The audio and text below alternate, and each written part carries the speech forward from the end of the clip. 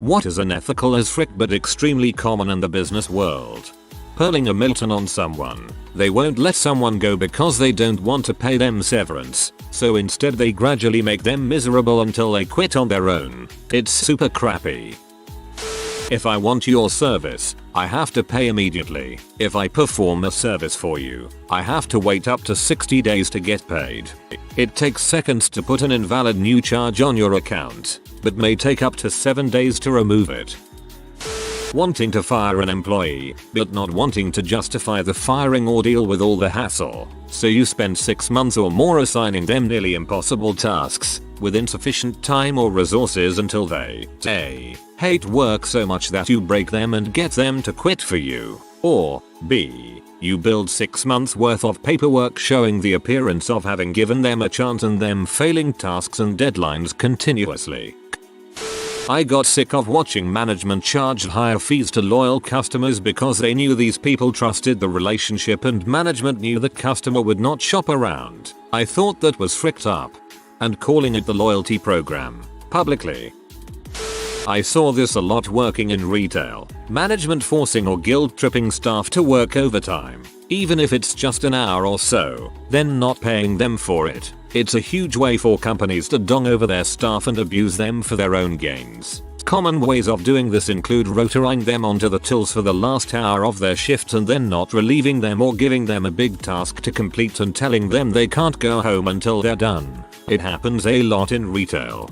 I was at Yvonne's around 10 PM and this happened to an older lady working the cash register. The older lady was done with her shift and wanted to go home, but the manager was giving her a hard time, making her feel bad for leaving. To make it even worse, she started crying while checking out our items because the manager decided to give her the silent treatment, like WTF. Offering benefits at a certain amount of hours and then keeping the vast majority of your workforce just under the qualifying hours. I worked at a place that made someone take their vacation time, 2 weeks, and then pulled their insurance for being just under for the quarter. I soon quit that place too. Taking on apprentices for 9 months and then firing them when they don't need them anymore. Basically label them as a full-on employee at meetings with clients too. Then they sack 80% of them all. Cheap labor. Hello apprentice. Today you are going to learn about cleaning up after me. Tomorrow you will practice cleaning up after me.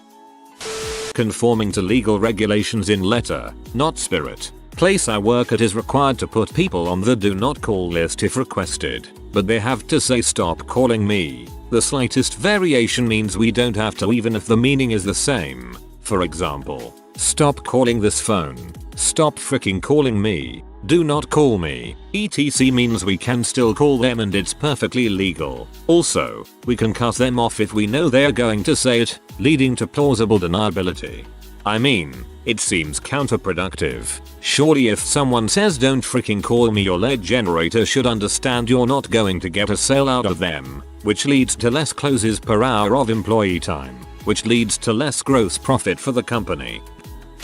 Making large cuts and drastically diminishing the capabilities of your workforce. Then getting a major bonus pay raise promotion based on the cost savings. Then usually moving along to a new job before the consequences problems from the cuts begin to mount, cripple the organization, and it becomes painfully obvious how badly you screwed everything up and it is going to cost 4x as much just getting it back to where it was compared to how much you saved. This happens all the time at nearly every company. Hiring only part-time employees and making them work just under the full-time limit so you don't have to give them benefits. I feel that invoice paper billing fees are absolutely ridiculous. Had to go to the doctor the other day, and they did not accept cash. Instead they had a ATM-like paying station. However, it was out of order. Asked the lady behind the counter how I'd pay for my visit. If it was out of order, oh, no problem. Here's an invoice you can pay from home. The paper billing fee was $6. Listing a job with absolutely ludicrous requirements and insulting pay benefits. Then when nobody takes it, say there is a shortage in your industry and get work visas like H-1Bs to bring in people for far less money. This was super common in IT work for the past few years, don't know if it still is. Everybody was talking about the shortage of IT workers. There was no shortage. There were numerous unemployed IT workers and a huge amount of IT workers that had been laid off during the recession that were still looking for jobs. If companies wanted to hire IT workers, they had oceans of them to choose from. The reason they couldn't hire anybody is that they didn't actually want to. They made sure that nobody would take that job so they could get cheap workers in a visa program instead of paying American workers what they were worth. Dangling carrots. Designers are told, do this one project for us for cheap to prove yourself and then we'll give you more work at market value. Next project they'll find a different designer and tell them the same thing. Never, ever work for free, unless you are volunteering your skills for some humanitarian public service or something. You never ever work for free, and on top of this, never ever settle for less than what the industry average is for the work you do. If a design draft for a chair in your industry is $750, I have no idea really, just threw out a number. You charge $750 or walk away.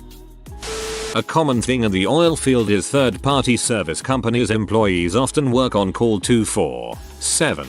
Some of those workers are on work schedules like 14 days on and 14 off or 7 and 7 etc. Some of the really shady companies don't even offer days off. Your days off are whenever you are lucky enough to not be out on a job. Even with days off, it is not uncommon during the work hitch to be out working for days at a time with very little to no sleep. These guys are out driving service trucks, operating heavy machinery, and working with dangerous materials, sometimes having not slept for days. Decent companies, really, there are no decent oil field companies, will keep enough workers employed so that everyone gets enough rest. The really crappy companies, most oil field companies are crappy, only operate with skeleton crews and just run the dog pee out of their employees until they quit or fire them for not answering their phones when getting called for a job. Having very few workers a day and expect them to cover twice as much work as with more employees. This is a crappy thing to do, especially for closing shifts. Not telling huge amounts of people that they're going to be fired until the day it happens. It really sucks because it's often not because of something they did, disciplinary. If it was, they could expect it and look for something else. No, they just let the people work as normal and drop a bombshell, telling them to get the frick out. And then they expect 2 weeks notice from any employee who wants to quit. Freaking scumbags tbh. IMO, the unlimited vacation policy that has been plaguing the tech world lately. The reality is it's just a way to not have to pay out PTO. Specifically in California, where PTO can't expire unpaid by law, people end up taking far less time off. I think the average is 12 days per year. There was a study not too long ago. I also personally think it makes people feel more obligated to stay connected while on PTO or for people at work to contact you. It's sold as some amazing perk. Trust me, it isn't. It really comes down to the company culture and your direct manager. The most recent place I worked at had an unlimited vacation policy, and my manager was always very good about it. I took 4 or 5 weeks off each year, and he never denied a vacation request. That said, I could very well see how it could go wrong. You know that manager or legal controller that is screwing up the company by being an butthole to the employees and causing half of the people to quit after their behavior and decisions? Yeah, better keep them. Discouraging people and making it taboo to speak about salaries. You want to fix low wages, then let everyone know that the new guy is getting $5 more an hour than people who have been there for years, even though he has less experience. Many skill sets increase more in value year by year than the pay raises do. This is far too common. It seems young people are getting wise to it though, as we constantly lose talented people going to competitors to do the same job for more money, myself included in the next couple of months. Non-compete agreements for regular employees. If your expertise is in a certain sector, these basically make it difficult or impossible for you to find work in your field if you leave. Fortunately, they are unenforceable in progressive states like California, but much of the US allows companies to screw you like this. I had a non-compete as a regular employee and changed companies. My old employer told me they were going to sue me. I told him to have fun. They said we can win this case, and I laughed and said you can, but there's nothing for you to take. So go ahead and sue me, I'm broke. They never sued me. I used to work at a company that had a habit of hiring people then sacking them just before the end of their probationary period, 6 months. During that period, employees were not entitled to sick pay, overtime, any employment benefits and reduced holiday. So people, myself included, would slave away with no holidays or sick pay and only doing the crappy menial jobs before getting sacked at 5.5 months with only 1 week notice and no severance. This is completely legal where I live as employee rights don't apply unless you have been there at least a year. It sucks. Underpaying employees. Putting employees on salary then forcing them to work 60+ hours a week, and or advertising products as better than they are. Setting prices at one amount, advertising that prices, and then tacking on a bunch of mandatory fees that aren't included in that price. I'm looking at you, rental car companies, and ISPs, and phone companies and pretty much every company these days. You hire a contractor, be it for an HVAC service contract, landscaping contract, uniform and linen service, you name it, you will be forced to sign some repressive bull's service agreement that automatically renews and binds you to arbitration. So, when said contractor does a crap job, whatever, frick you, you signed the service agreement and you're stuck with them until it's up, and you do whatever bull's necessary to end the agreement. Usually send a 90-day written notice so they still get to bill you for 3 months. You can't even take them to court. You agreed to arbitration.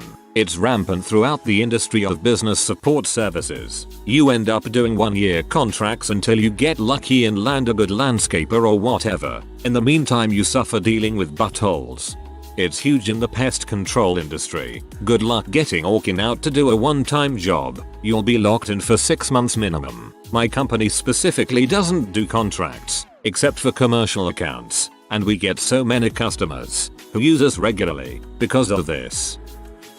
Strategizing deniability. Doing anything one can get away with as long as there's deniability. Examples: only talk on the phone and not communicate by text email so that one can say that there was a misunderstanding. Stall for time till the other party is too close to a deadline to make any changes. I'll get back to you on that and never follow up. Nepotism. I got seriously screwed over. I was working a job for 10 years and was next in line for a crew chief position, which requires a ton of experience. Old crew chief leaves. Some higher up's 22 years old son's first day out of university with a degree that doesn't apply to the job. 100k plus a year job, has no idea what we do. Doesn't know anything or anybody, but he's the manager's son. He gets the job. So obviously I start to move on. Turns out they need me pretty badly after a lot of negotiating. They gave me some fake position and now pay me 100k a year, but I still work under the son, who after 2 years is still clueless. So this guy is just a complete drain on the company. He has a poor work ethic, says he's only there temporary act. None of the workers respect him. I could go on and on, but nepotism is still very real in the workplace. I work for a public $1 billion company. I'm in the rural US. Nepotism is really your only hope at a good job here. Everything is family owned. There are very few chains, and no production type businesses will touch this area. It's just business. Basically any selfish practice in which the business profits is dismissed as business is business. If people's lives suffer while the business prospers, the business owners shrug it off as necessary and inevitable and feel zero remorse. Corporations create operating companies with no assets and then use them to pollute or perform other activities that are detrimental to society. The holding company meanwhile sucks all the profits out of the operating company, and when the operating company is eventually sued they claim bankruptcy and claim they have no assets, leaving society to clean up the mess. I can't think of anything worse, and this is the general operating procedure for most large corporations. Not paying invoices. Then once things are in collection, ask for proof of delivery or proof of work. A lot of small business are not well organized for this and they end up dropping the claim. Also, not paying an invoice. Let it go to collection only to negotiate a lower amount with the collection agency who is eager to get their percent fee. Very common with small businesses. 0-hour contracts in the UK. Not sure if it's the same in other countries, where on some weeks I can work over 40 hours a week and some only 15, when my manager could easily give us 25-30 hour contracts and additional hours for those that want it. Job I just left thinks temp workers shouldn't question why. After 3 years. Fear still temps. Yeah, no, you're still a temp because we can't pay the benefits for you or pay you well, and we want to fire you whenever we want. I guess it's somewhat minor but discouraging breaks or cheating workers out of breaks. In Australia, if you work 6+ hours, you're entitled to half an hour unpaid break. I worked for a company that got around this by limiting shifts to 5.5 hours, though it was not uncommon to have to stay back 20-30 minutes late to finish closing the store. The first time I did a double shift, I asked when I was entitled to my break, and the manager was kind of like, "Wheel. Okay, you are entitled to a break that you can take but you don't have to have it. You can just eat your lunch in the back and keep serving if you want." Like, "Nah Michelle, I'm going to take my frickin' break." That's when you inform them that by not taking your break all the hours after that initial period go into overtime pay. Changing the rules of the game after the game is over. You start out with your goals for the year. At year's end, you've hit all the metrics and start looking forward to that sweet bonus that will justify all that overtime. Then a week after the fiscal year has concluded, what about this new set of metrics we're using to gauge success? No? Too bad. Of course there's a big disclaimer in the original compensation plan saying it can be changed at any time. It's bulls. They know it. I know it. It's Calvin Ball, but nobody wins because they lose their hardest working, most highly trained and goal-oriented employees. Too bad. It might be cost effective starting over with new managers if it didn't take years to become proficient. But the best part is that the long-term, proficient employees are the more economical choice since annual increases are a joke and new, inexperienced talent is brought in at a substantially higher salary. Congress being allowed to insider trade on the exchange. Also them getting to vote on a bill they haven't read or getting to vote themselves a raise. Planned obsolescence. Basically this explains why phones lease 2 years and most other appliances can be given a nice expiration replacement date. Manufacturers build in a breakdown so that customers must regularly come back. We learn about this in business school as though it's a totally legit business idea and not deliberately ripping off customers. This is pretty common. My dad and most of his co-workers were laid off by a large insurance company who decided to outsource his department. This is apparently illegal, but they got away with it by changing the name of the outsourced work. He worked in technology, not dealing with the actual insurance. He worked for them for most of his career and it left him jobless at an age very close to retirement but not quite there. Took him a few years to find a new job. Now, my parents never struggled because he had been making decent money before the layoff and they're pretty responsible with money, but it's still such a crappy thing to do. Worked as a welder for building man lifts. They would pass through crappy designs that got people killed. Use unsafe paint carts that got someone killed. Basically put safety in the trunk and only worried about the company being in the black. But all day long they preached safety, safety, safety, until safety threatened production. Frick you, Genie. Give a price based on what the customer will, presumably based on appearance or location, except no fair standard pricing offers. Everything. If it isn't expressly illegal, you can justify any behavior by saying that you are doing it for the shareholders. And if it is illegal, you have a team of lawyers and such determine if the fines are worth it.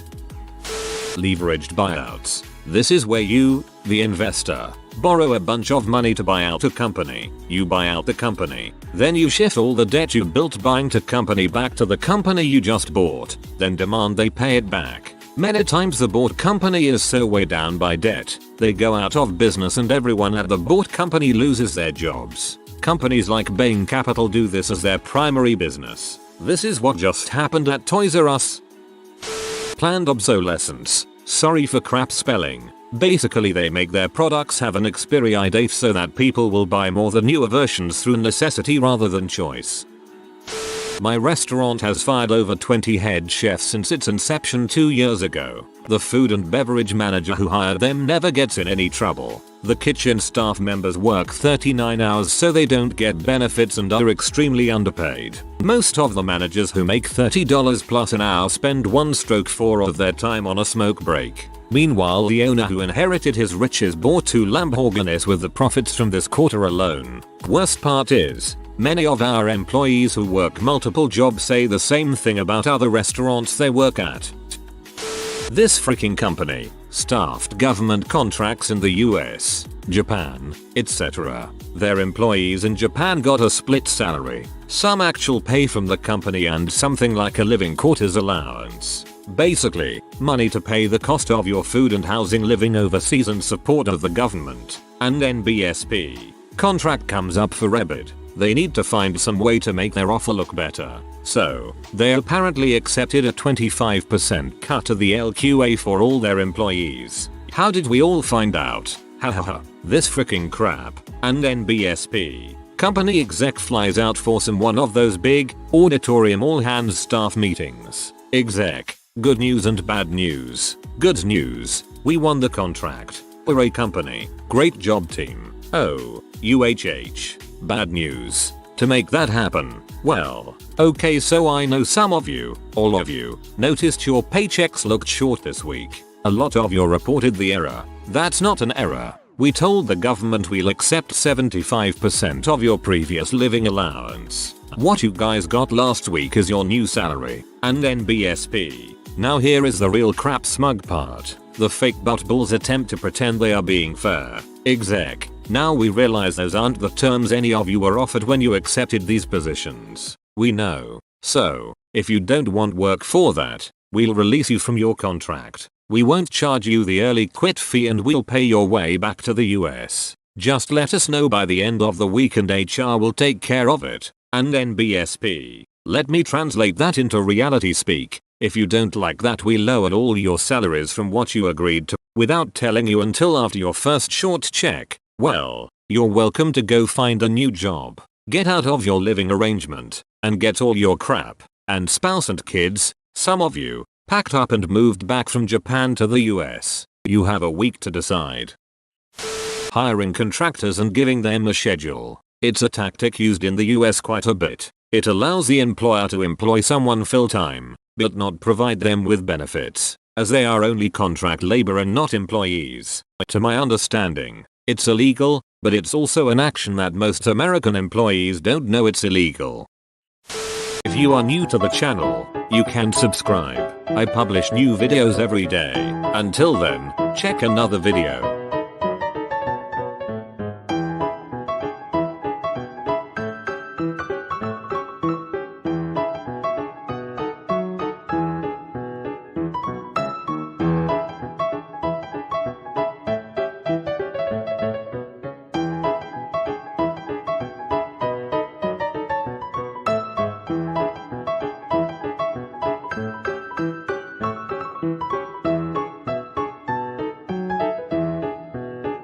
Bye for now.